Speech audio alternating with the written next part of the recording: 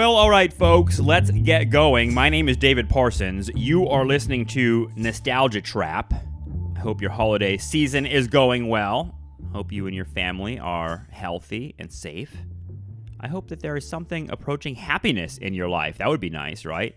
Hard to think of what that might be, but I hope that exists for you in your life. Am I getting uncomfortable? Well, that's kind of part of what we're talking about today, the discomfort that we all feel all the time, and how television programs actually reflect and reinforce the idea that discomfort and cringe is actually the base experience of American reality. That is neoliberal culture. My guest today is someone who has put words to all of this and done it beautifully, and this was a really fun conversation. My guest is Hunter Hargraves. He is an associate professor of cinema and television arts at California State University, Fullerton. His latest book is called Uncomfortable Television, and it is a book that explains so much about how this weird affect that's on TV and in movies in the 21st century matches up with the weird affect of life in the 21st century. We talk about shows like CSI, Intervention, The Wire, The Office. I mean, there are a million examples of this kind of like television that makes you feel cringy and weird and disturbed and uncomfortable. And I just thought this was a really fun and illuminating conversation. I hope you enjoy it. There's lots more Nostalgia Trap stuff out there, including Trap TV episodes, mini episodes I've been putting up on the Nostalgia Trap YouTube channel. Check all that out. And if you've got some warmth in your heart to send my way this Christmas, I would really appreciate that. You can do it at patreon.com/nostalgiatrap. And I want to thank all the people who have signed up and are watching the Trap TV episodes. It means the world to me, especially at a moment when my own career in the Academy is completely in question. I won't go into all the details. Everyone's got a sob story. I understand that. And you know, I wouldn't want to make anyone uncomfortable, right? So let's enjoy this interview. Check out all our Nostalgia Trap stuff when you get a chance. Thanks so much. Here is me and the one and only Hunter Hargraves. Hunter Hargraves, thank you so much for joining me. I appreciate it. Very nice to be here. Thank you for having me. Welcome to Nostalgia Trap. I feel a ironic air of comfort coming into this discussion with you. We can get uncomfortable together because your book, you have a book out from Duke University Press called Uncomfortable Television. And the title alone just kind of caught my attention because it seemed like it resonated with a lot of things we talk about on this show and things that I don't know, it's hard to put some words on, but I first want to just thank you for putting words to a lot of the things that many of us have been noticing about television changing in the 21st century. Yeah, I think it's a kind of unspoken but very felt change that we tend to. I mean, one of the things that has been great about television over the last couple of decades is it's changed so much that we've talked as a culture about those changes and felt those changes in a lot of different registers. And this book hopes to sort of think about how those changes are tied to discomfort and our general collective pleasure of discomfort. That's what's a trippy idea that I think is the most intriguing thing that you put forth in this book is the idea of getting pleasure from watching things that make us anxious or uncomfortable. The idea that watching people cringe and make inappropriate jokes and deal with violence or racism or things that make us really not feel great somehow do make us feel great in this era. That's just can you talk a little bit about where that idea comes from? Because it seems like you're making a claim here about neoliberalism and sort of like the larger historical moment we're in. So the idea for the book really germinated back in, I would sort of say like the mid to late 2000s. I was living in San Francisco at the time, and my best friend and I were sort of obsessed with Law and Order SVU. And this is kind of like vintage Special Victims Unit sort of days. These insane plot twists that were just sort of like everywhere. Every episode was very ripped from the headlines, sensationalized, in a way that didn't necessarily feel grounded in realism, Mm-hmm. in a way that sort of we would associate a lot of those shows kind of previously, like the difference between NYPD Blue and Law and Order SVU, something like that, right? Um, at the same It gets like time, campier or something. There's some it's yeah. definitely campier. It's kind of excessive. It has a kind of melodramatic kind of undercurrent to it. Mm-hmm. At the same time, HBO is kind of exploding with all of these like original series that are featuring anti-heroes.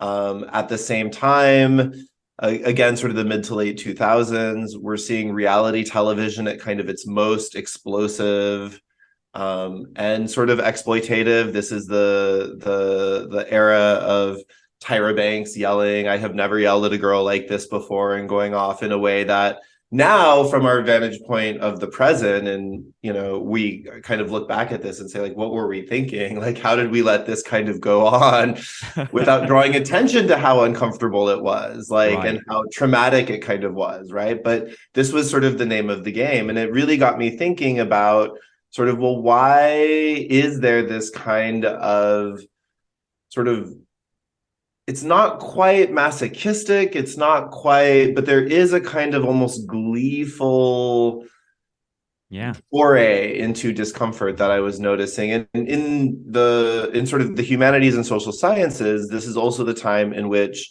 sort of a lot of scholars were very interested in starting to dissect neoliberalism and sort of to dissect sort of what exactly it means to live under this new economic regime that really sort of reduces you to your individual potential and your individual potential within the economy. Mm.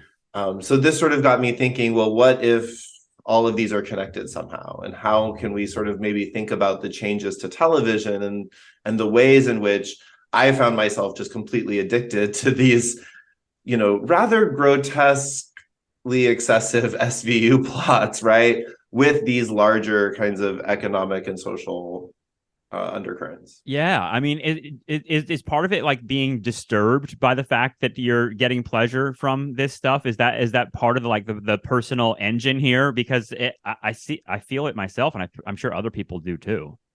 Well, I think a lot of and a lot of like film theory and old school film theory was really sort of clear on this point, right? A lot of the work of genre, for example, right? It's about scripting us on how to feel, right? So when we watch something that's melodramatic, we're expected to cry. When we watch something that's horror, we know that we're going to get scared at some point and stuff like that. What I'm sort of describing as uncomfortable television feels a little bit different to me, just because it's not explicitly telling you how to feel. It's Mm-hmm. almost kind of distracting you with these other kinds of changes to television, like, oh, we're going to give you this really amazing writing or cinematic aesthetics, or we're going to show you real people. And so this sort of the veneer of reality is going to sort of distract you from the fact that we're making these people very uncomfortable and we're subjecting them to now what we would sort of consider to be sort of humiliating sort of trauma, right? Like, and that becomes, I think, a kind of smokescreen for maybe acculturating us or Mm. acclimating us to sort of constant discomfort. And I am one of those people that sort of believes that, especially in this era of capitalism under which we all sort of hustle and toil, that kind of discomfort is the name of the game, right? Yeah. It's not about having a job, like a steady, secure sort of job, the way that sort of post World War II kind of formations of the American dream or of sort of the middle class were. It's about how many side gigs can you hustle? How much can you Mm. freelance without stable healthcare? It's about how we're all irritated at every single customer service representative like ever, Yeah, like, yeah, totally. and It's like precarity is the affect, yes, absolutely. yeah, the idea of like this instability and yeah, that discomfort becoming pleasure is almost like a survival strategy then, because you're sort of like, well, I'm gonna the people that embrace the grind set and hustle culture, I see them as kind of like, yeah, I'm a hustler. I'm a grinder, whatever Yeah, that is. girl That boss, let's go. Yeah, and but it seems like there's like that's one way of dealing with it, is to like kind of find pleasure in the survival element of it. And, of course, a big part of that is, I don't necessarily talk about it in the book, but you can see that even just reflected in reality TV survivalist shows, right? Like, Right. to which, like, we are Literally, literally yeah. watching people freeze to death, like, Or fear or factor. You mentioned like discomfort, but there's also reality shows that like just torture people, and it's for pleasure, and it's kind of part of this. Ugh. I think so much of the book that, or at least the way that I've tried to sort of conceptualize our relationship to discomfort in the book, is thinking through sort of mechanisms of disavowal. So obviously, when we watch something that sort of freaks us out or creeps us out or that we cringe at, we have to process it. We have to do some kind of internal mental gymnastics in order to sit with it and be okay with it, because otherwise, if it's not pleasurable, then the viewer is going to change the channel. The viewer is going to migrate away from that, right?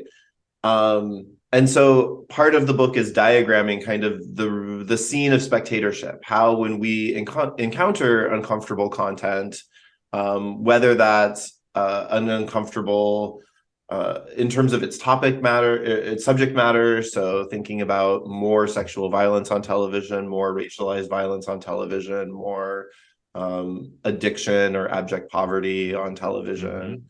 Or if it's thinking about sort of,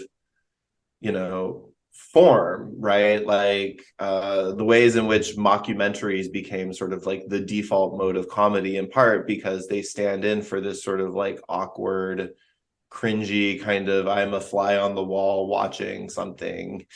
Yeah, I was thinking I feel like comedy is the place that just springs to my mind, but then reading your book, there are so many other genres where you can locate this feeling. But I feel like, I don't know, Christopher Guest gets a lot of credit for coming up with this mockumentary style, but then it became like a lot more pronounced and popular, it seems like, in this period you're talking about, like in the 2000s with the Office. I think that one of the things that I've mentioned a few times on this show, because it's an idea that I still can't get over, and I think it sort of links on to what you're talking about, is so many of my students and college students over the years have said that they love watching The Office like over and over again, and kind of putting it on as they're going to bed. In other words, it's like a significant like lullaby or comfort for them to watch like people squirming in discomfort at the office. And that to me is like kind of exactly what you seem to be talking about here. And I think from the reality television is a huge part of that, because that normalizes sort of documentary aesthetics in a way that even, I mean, now I think we're in a kind of moment in which, because of streaming platforms, there's a lot more interest in sort of popular documentary. But the 2000s, I don't necessarily associate it. Documentaries still, I feel like, had a little bit more of like an alt indie kind of like you had to be a documentary geek in order to be into them. And then all of a sudden reality television comes along and normalizes confessionals, in which all of a sudden we think we're getting this sort of like privileged relationship to someone's, hearing their inner thoughts and stuff like that. Wow, yeah, documentary has changed a lot. I hadn't thought about it that way. That like you think about like the video store, which maybe people don't remember as much if they're younger, but like, video stores had genre, were divided by genres, and the documentary section. I mean, I don't know if Blockbuster even had a documentary section back then. But then, like, if you go on Netflix now, it's just fucking true crime documentaries and everywhere. Just every other kind. Yeah. Wow. Everywhere. And, I think a lot of our fascination with even true crime today, and that kind of like seeing all of these like real life scammers into their sort of fictional dramatizations, right? A lot of, you can trace that genealogy back to something like Law and Order SVU in the 2000s, which was really trying to take kind of ripped from the headline stories. CSI would do this as well. They'd hear about some kind of grisly, weird murder and be immediately like, we have to do an episode about it. And those shows are like, seem like they're like the most popular shows of the last 20 years. I mean, CSI was the number one scripted show of the 2000s, hands down. And, I mean, the real big show of the 2000s was American Idol, right? But that kind of is in a category of its own. There's as significant cringe factor there, though. significant cringe factor, but also trying to think about the family unit as still kind of its target audience, right? So a lot of people who were growing up in the 2000s will remember watching these sort of like big flagship reality competition shows with their family. In a way that I don't think CSI and certainly the other programs that I talk about in the book, like The Wire or Intervention or Girls, like they're not thought of as like not even are they thought of as like family programming. They're not family friendly programming. Like this is TV for adults, and that becomes a kind of, I think, important point to make in thinking about this sort of like recent history of television, is that as in the late 90s, as we were entering the millennium, I think there was still a kind of an assumption that TV was this sort of family friendly medium, and that the family unit was the primary sort of metric by which you thought about who the audience of television was. Moving into the 21st century, this starts to change radically, in part because you have all of these new series by HBO, Showtime, other basic cable, original series that are sort of breaking up the family unit, but also these technological advances. So that way we went from most, households having one or two televisions to everybody has access to a television, because now you can watch DVDs on a computer or on a laptop. You can, watch TVs in more kind of localized spaces. And when you fracture that family unit as that sort of dominant way of thinking about the audience, now all of a sudden you're thinking about the individual spectator. Yeah. Well, now that means you can get a little racier, you can get more provocative, you can start to disturb in ways that now all of a sudden we're not as we're not freaking out about offending children, because we kind of assume that this television is to be consumed kind of more privately, alone.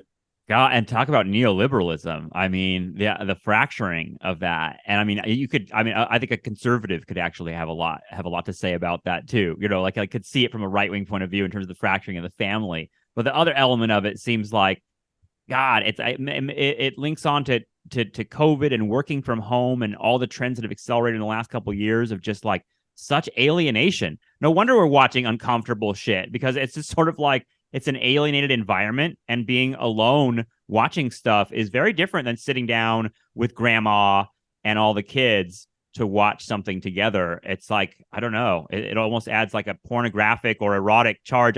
You talk a lot about affect and sort of eroticism in your book, but it puts you in a different kind of mode to be like, I'm going to watch this by myself, rather than. Well, but again, we do the mental gymnastics to sort of rationalize it, right? Because we're not watching it by ourselves. We have our fan communities that we're connecting with virtually at the same time. Right. So, again, back in the late 90s, fan communities were really associated with like cult television, sci-fi, Trekkies, X-Files, stuff like that. And then all of a sudden, throughout the 2000s, blogs become more popular, sites sort of engaging in more kind of like mainstream television criticism are becoming more popular, right?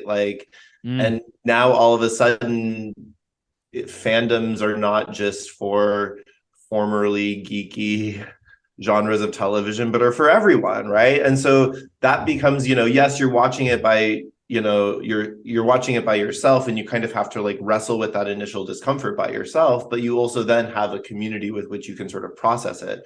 But that community importantly is full of people that also are into what you're into. So it's not quite the same as like having to dissect it with like members of your immediate family, the way that people were doing, back to, in the 70s and with Roots, when, 85% of America was having to have these awkward intergenerational conversations about like the history of slavery. Right.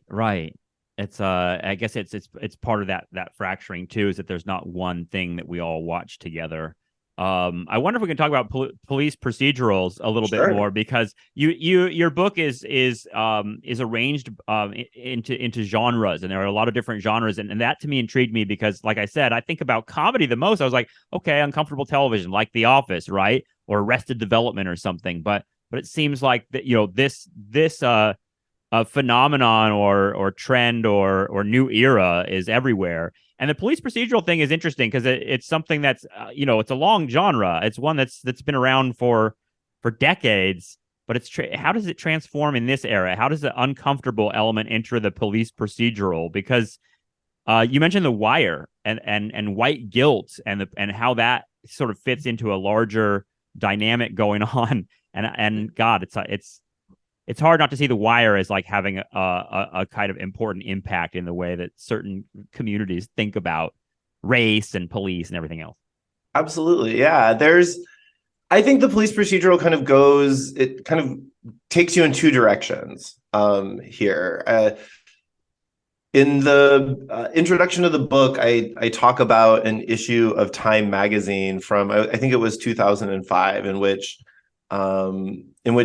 it actually kind of set up that kind of conservative argument that you were sort of just referring to. Mm-hmm. The idea of sort of like it's Terry Hatcher's on the cover. She's lying on a bed in a bedroom, holding a remote in her hand, and kind of making like this very Terry Hatcher-esque, scandalous sort of like, oh my gosh, face, like, what am I watching? And she's making the YouTube clickbait thumbnail face, the like, right, oh exactly, my God, like, yeah.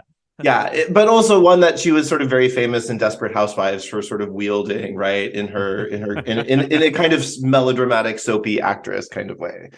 And the headline is, "Has TV Gone Too Far?" And it's about this group called the Parents Television Council, who's sort of has kind of like focus in the family, maybe kind of associations, and they're kind of saying like, oh my gosh, if you just turn on the TV right now, it's nothing but obscenity and like sex, and we're still kind of in the hangover of the sex wars of the late 90s with Bill Clinton and all of that. So, and the point of the article is, but the shows that they're all complaining about are just the most popular shows, CSI.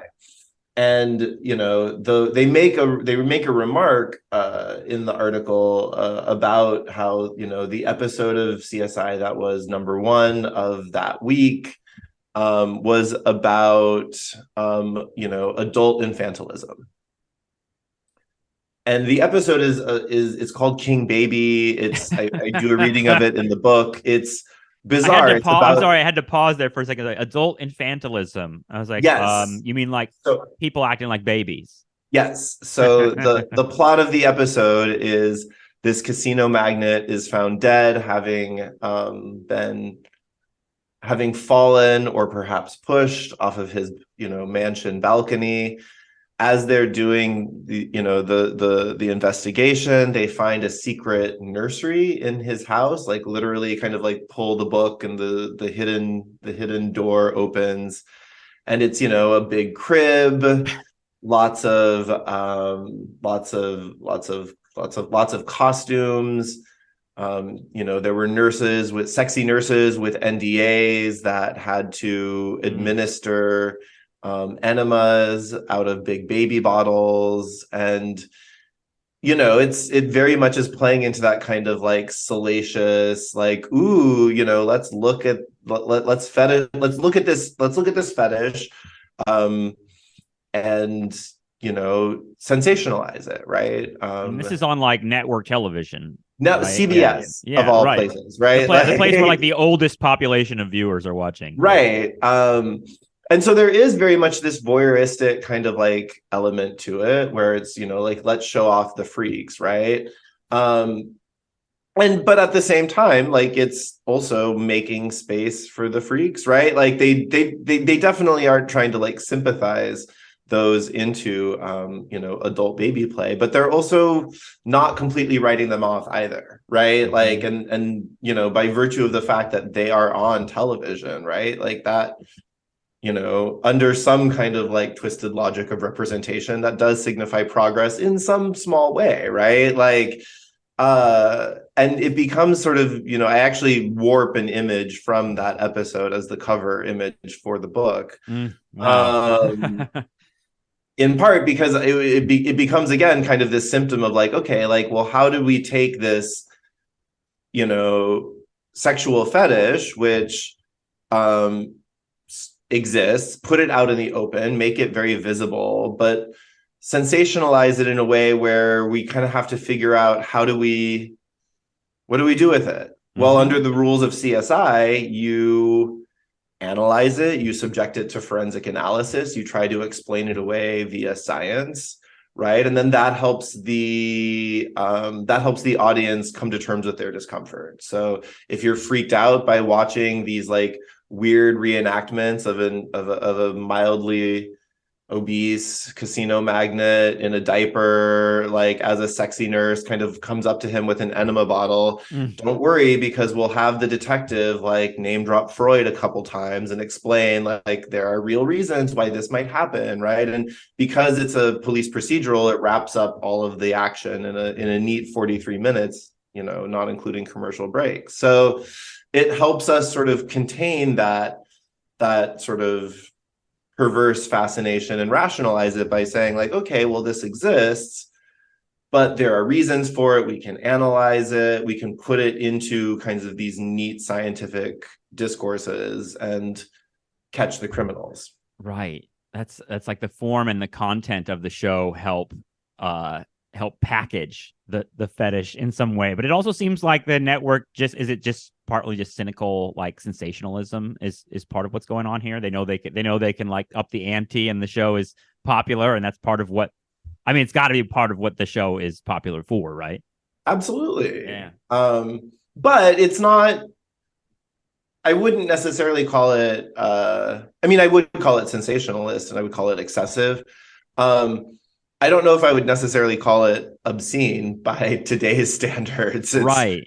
You know, well, I'm just thinking about like the kind of like grindcore horror stuff that like people could watch in the 70s and 80s, but it's a small set of people. They're getting off on it. They know they're getting it, what they're getting into. But this is more sort of like that sort of territory being brought into. And it's, I think it's important what you're pointing out here is that sort of like that packaging of the detective show and all the like normalization and rationalization that the detectives make it comfortable. They make it comfortable to consume what was consumed by really a smaller group of people before, is kind of like horror or nastiness. And CSI is pretty consistent with still being, I think, what we now call kind of propaganda like that, right? Like the cops are always good. They don't have like dirty cops, as many dirty cops within the sort of like CSI franchise. But compared to something like The Wire, right? Which kind of goes off in a different direction. You know, The Wire's a show that says to you, we're not going to do any of that sleazy shit. You know, we're going to show you like how it really all works. This is like for a different audience that's kind of scratching its beard in a different way, I guess. Right. And, you know, that even goes back to sort of like HBO's tagline from the late sort of 90s and early 2000s, right? It's not TV, it's HBO. And, yeah, you know, I think part of that is that HBO is sort of branding itself through this, I think, sort of culturally elitist lens. Television is always sort of sought out urban, so-called quote unquote sophisticated audiences. But HBO, through a lot of its original programming in the 2000s, starting with The Sopranos, The Wire, 6 Feet Under, you know, these are the kinds of TV series that a lot of people who proudly claimed that they would never watch television, like, are now into. So, well, I don't watch TV. I watch HBO. Yeah, right, exactly. Like, you know, but I have a DVD box set of the Wire somewhere, right? Like back then, right? I totally bought into this for sure. Like, it felt like the smart thing to do is to watch The Sopranos and know what it means. Right, and to sort of even say like, you know, like, well, television is reality television. It's watching, you know, Paris and Nicole go to a rural town somewhere. But this isn't television. This is, you know, this is just the 21st century's version of Dickens, right? Or something like that. It has value to it in a different way, right? And so that becomes, I think, another sort of, again, disavowal. Like, it's a mechanism of disavowal. Like, we can watch this show that's about corrupt cops, that's about like highly racialized violence in which We see predominantly characters of color die these like very violent deaths. But realism is sort of invoked as a way to sort of rationalize it, and also like high art is sort of invoked as a way to sort of rationalize it. So very interesting, because it's kind of like I'm thinking just about like the liberal who is like, well, I don't listen to like that gangster rap because it's exploitive of like, you know, the sort of economic conditions of in among urban Black populations. But then like The Wire sort of packages it in a prestige way, and you kind of are able to get pleasure out of all that ghetto stuff that you thought was like sort of racist to consume in another context. Feels like, well, this is for me. This is somehow yeah, it's in that Dickens category, right? yeah, and you can, and you know, David Simon was sort of very insistent that like, you know, he's like, this isn't a cop show. This isn't like any other kind of television series. But The Wire is serialized. It's very serialized. It has a large ensemble cast. It has all of these intersecting plot lines and storylines that feature a lot of character development.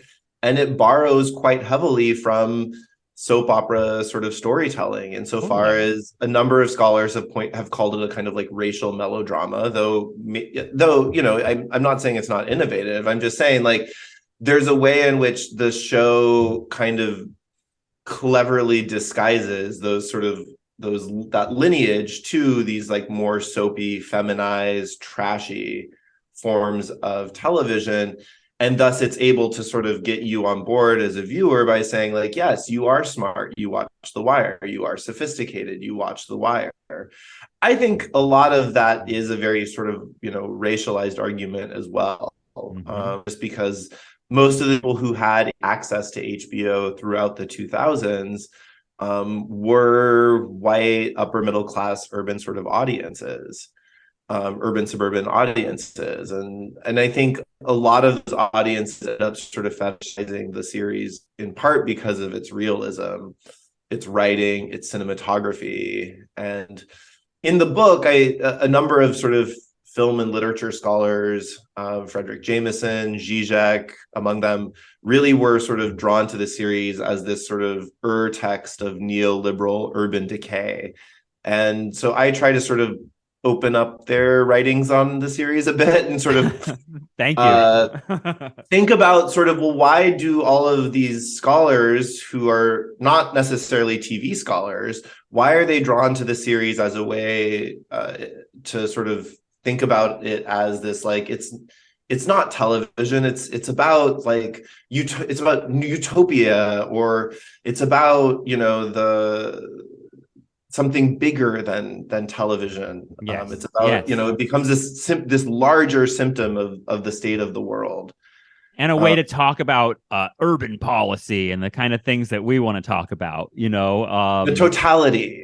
Yeah. I mean, I remember thinking along these lines in graduate school when Zizek was hot, and like when I was there in like, you know, 2000, in the late 2000s.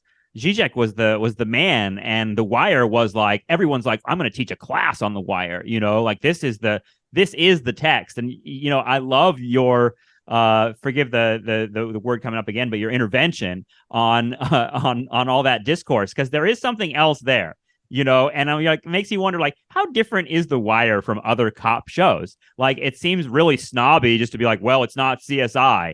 The Wire is so much better. And you're like, how? Because I can honestly say that part of the pleasures of The Wire were the same pleasures I get from every other television show, which is like, it's got great stories. There's an engine of, like, you know, cliffhangers happening here. The characters kick ass. There's violence happening. It hit on a lot of the same sort of registers that a lot of those other shows do. So I wonder how different really is The Wire. Well, and for me, it's okay, great. Let's claim The Wire as this text that's exemplary of neoliberal urban decay. I don't disagree. But I do think that in kind of fetishizing or focusing so solely on the text as being kind of like larger than a television series, and thus it can stand in for all of these other kinds of cultural metaphors and associations, you really sort of minimize a lot of how so much of watching The Wire is built on these racialized identifications, right? So lots of people die in The Wire. You have lots of visceral representations of violence. You have lots of background mentally ill and unhoused and addicted sort of characters who don't get any of the character development that we typically associate with like prestige television. So I guess for me as a white spectator, a lot of the praise of The Wire kind of comes from this I see it as sort of stemming from this critique of the neoliberal city that sort of helps a lot of sophisticated white audiences like myself like feel good about consuming, you know, what is otherwise a sort of very darkly racialized series like that. Yeah. And it helps, I do think it helps a lot of, you know, sort of upper middle class white audiences feel better about consuming this series because they're able to say, oh, but the writing makes it's like I'm reading Dickens. It's like it's not television. I'm not getting off on any kind of uncomfortable minstrelsy here. I'm actually doing anti-racist work because I am learning about urban policy and racism and all, and I kind of know about it. I know this psychology in part because I live this psychology. You know, the Wire, and part of it, I guess, another flip side would be like, The Wire did make me aware of a whole bunch of shit and like made me actually interested, and maybe I'm the rare person, but maybe I'm not. It stimulated an interest in that sort of stuff and maybe want to read more about it. And now I see David Simon not as like a genius auteur, but as just a guy that made a TV show about some stuff that keyed us into some important elements of society. Yeah. And importantly, like David Simon made a cop show in the 90s called Homicide, right? That's right. Yeah. That was very, you know, critically acclaimed, not as popular as some of the other programs it was competing against, like NYPD Blue or but certainly had like a niche audience for NBC in this kind of early middle 90s. And you know, that there you can see a lot of parallels between the programs, right? Like they both like are invested in a certain kind of gritty realism that is meant to make a lot of what the characters are experiencing sort of plausible. It starts to experiment with the idea that like maybe all cops are those that work on the side of the law. You know, some of them aren't necessarily perfect. They make mistakes, right? Like, and that helps, you know, but also like David Simon wrote a lot of episodic procedural television, and that I think does inform the way that he was then able to approach mapping out storylines in a serialized, you know, series like The Wire. Right. And so for him to then say like, oh, if we had one of the weirdest lines that he gave in an interview about the series was sort of, if we had done everything wrong, it just would have been a cop show. Right. But at the end of the day, it's a cop show, like too, right? And you Definitely. have to sort of, you can't just sort of like disavow it like that. In my opinion, you can't just sort of like disavow it like that and say like, oh, like what we're doing is not a cop show. It's still television, and it still operates. People still watch it under that mindset, even if they sort of pretend otherwise. It's an absurd and I got to be disingenuous claim from David Simon to say this is not a cop show, knowing how deeply he structures these things to be like every other cop show and hit on those pleasure centers. I don't know. Can we talk about Intervention a little bit? Absolutely. Because I mean, this show, I was obsessed with this show, and reading your book and your pieces on Intervention made me kind of blew my mind in part because I realized that HBO, before they did Intervention is not HBO, but before Intervention was a show, HBO in the late 90s and early 2000s did like these documentaries about addicts in San Francisco, heroin addicts. I happened to be like in college as an undergrad, and it was the first time that I was like smoking weed at a dude's house. We were sitting watching these documentaries, and I swear to God, that experience of getting deep, like stoned pleasure from watching drug addicts living desperate lives on the streets was so jarring in some ways. It kind of like, I don't know, it reset my pleasure centers in my mind, and led to, intervention being something that I just got, I mean, ironically addicted to in later years. There's something really powerful about that, and disturbing as well. I wonder what your experience with intervention is. I love intervention. I mean, I love a lot of reality television. In part because I think I do have an affinity for kinds of more figured as trashy kind of genres, and kind of and will stand that. But intervention to me, I was thinking a lot about sort of questions of addiction, and especially claims. I mean, I grew up in a household in which I was told, you can't watch too much television. Television has to be highly regulated because you can't be addicted to television. And throughout the 2000s, all of a sudden television becomes so much more accessible.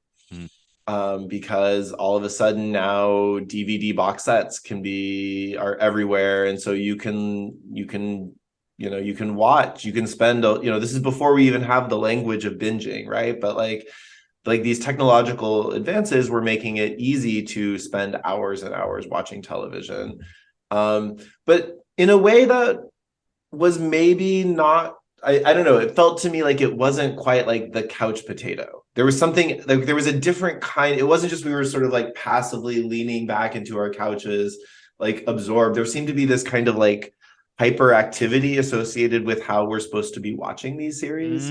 Interesting. Yeah. And that's where I started to think about sort of programs like Intervention and Hoarders. And in the book, I sort of sketch it out as what I call recovery television.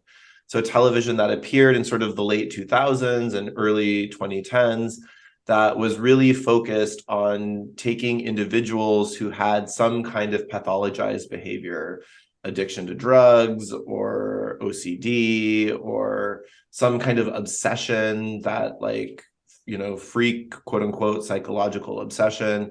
And then they had to be guided through some kind of intervention with the use of experts in order to control this sort of this unhealthy behavior.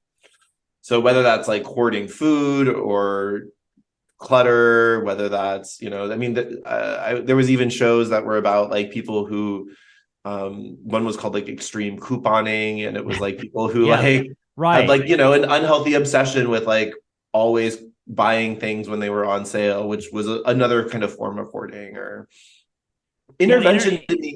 Intervention is mostly drugs and alcohol, right? But yes. Then there are other. It starts to get a little wacky. I feel like intervention had to follow the same. It's almost like they're following the CSI thing, where they need the adult infantilism. They need to find like the freak, in other words. Online shopping, plastic surgery, right? Like, it's very individual on intervention. It's like they don't ever like seem like they approach it as like the social problem of crack addiction, or the social problem of, it's always about like these, like Tammy was the nicest girl when she was a little girl. She would sing, and it's always, I mean, the form of intervention is so, it's familiar to you, right? Like the kind of it's very formulaic, right? Yeah. Like it starts with a title card. Is the same. We used to laugh like at that. There's a pause at the end of each episode before they tell you if the intervention actually took or not, and then it goes to black, and then it'll say like 6 months later or 1 year later, and you could tell if it was going to go well or not go well based on the guitar chord that's played. If there's like an acoustic strum that's like in a major chord, you know that, okay, it took, and Tammy's better. Or if it's they found Zen at the rehab center, and like they are now on a healing journey, right? Like, yeah, but if you get that minor key piano, that's like ding, ding, you're fucked. Yeah, and they're relapse. Yeah.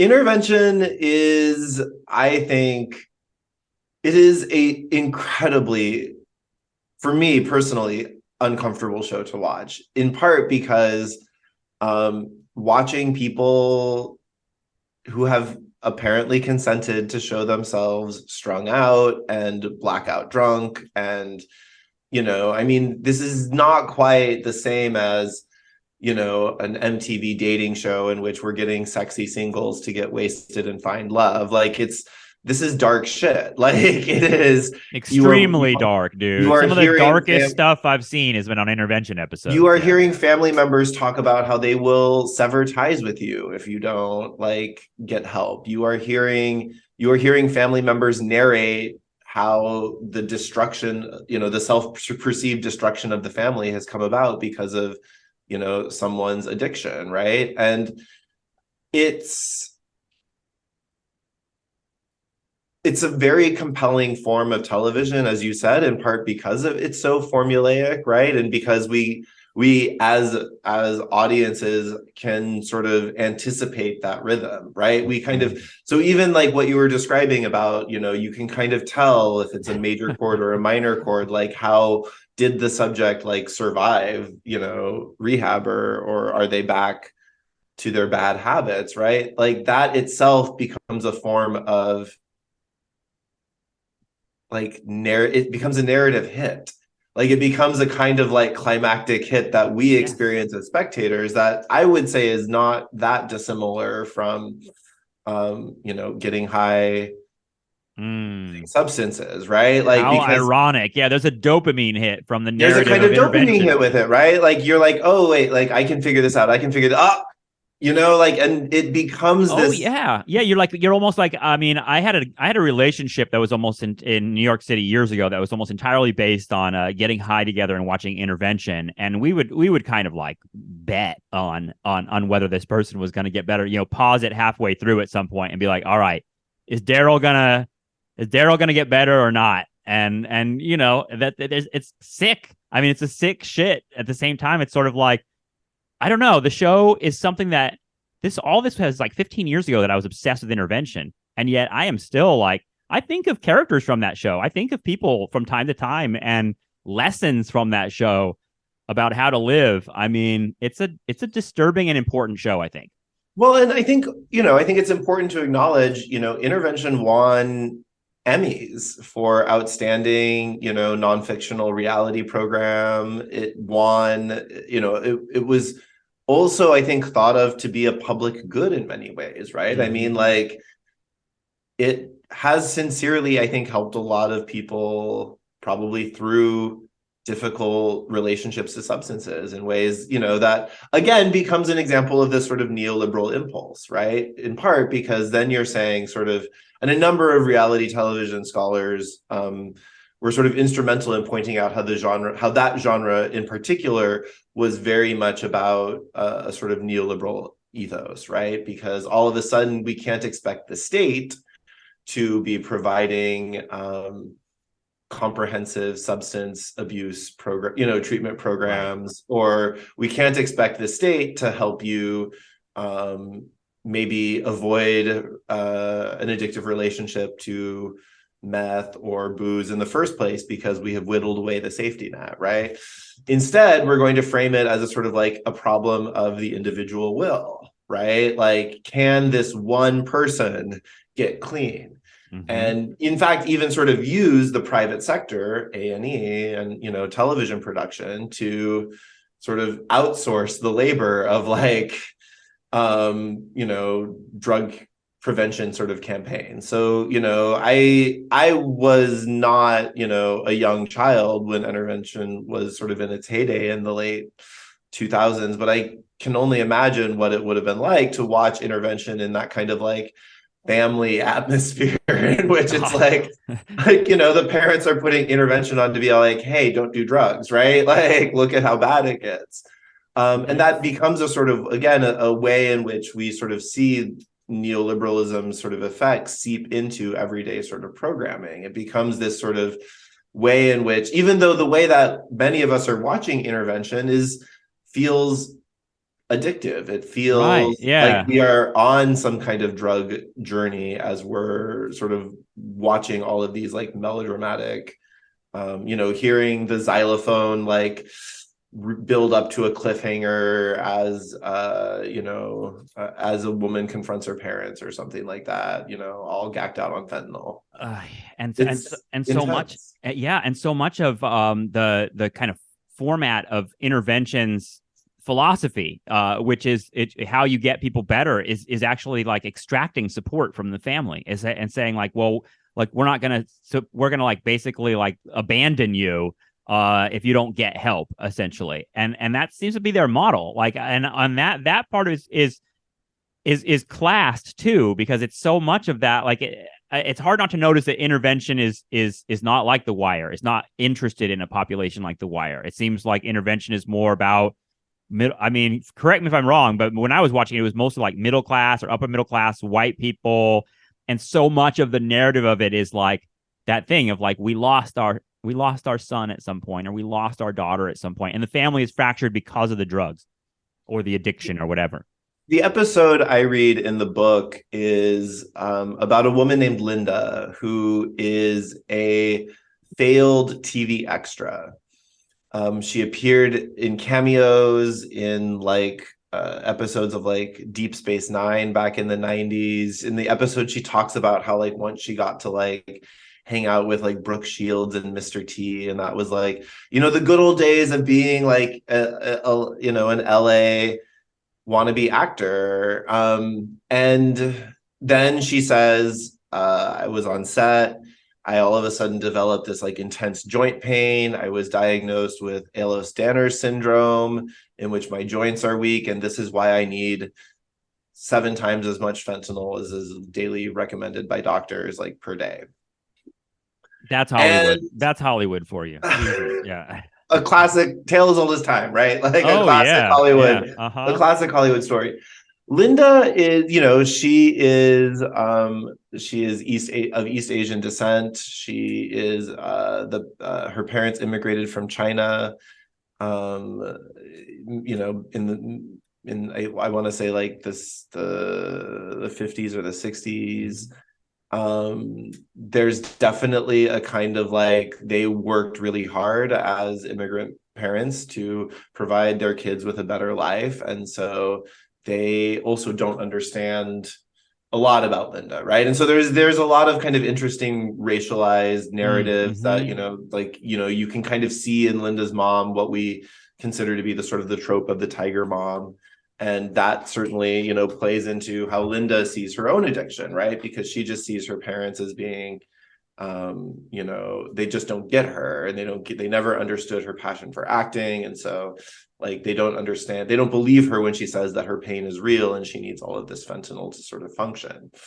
But yeah, the intervention takes place in like an Agora Hills, like hotel, like maybe it's like a Days Inn conference room or something like that, right? Like it's very there is a kind of like way in which, even though Linda's story kind of feels to us as like a very Hollywood sort of narrative, but it's also an everyday narrative, right? Mm-hmm. Like insofar as this is a real person, right, with a very real family who has come from Connecticut in order to like, we hear about how it's affected the family dynamics. They go into, intense detail about sort of what the effects of, and of course, in the process, making Linda look like absolutely delusional, right? And then, of course, the payoff at the end is surprise. Like Linda has a whole host of like mental health disorders that like she needs to get help with, and so the fentanyl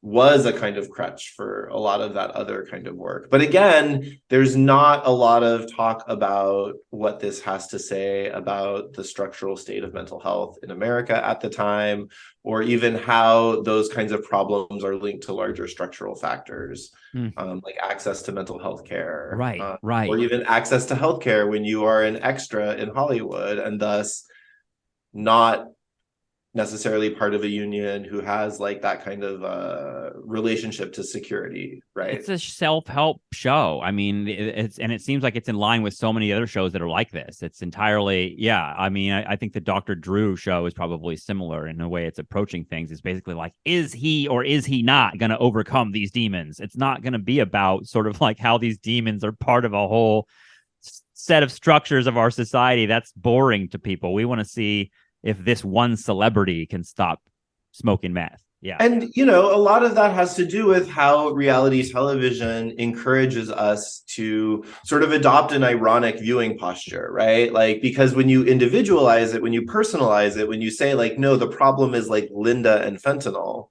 then all of a sudden we get to judge ourselves vis-a-vis Linda. We're not thinking about the larger structural issues. We're not thinking about class. We're maybe thinking about race only because we see it on our screens, but we're not really thinking about it, right? Mm-hmm. Like, we're certainly not thinking about like how the state could be supporting our mental and physical health in Christ, no. all kinds of ways, right? Like, we never can acknowledge that. We want to judge the shit out of each other. I mean, look at how COVID played out with vaccinations and masks. I mean, it was just too much of exactly what you're talking about, which is, Linda's individual choice and whether I hate that or I like it.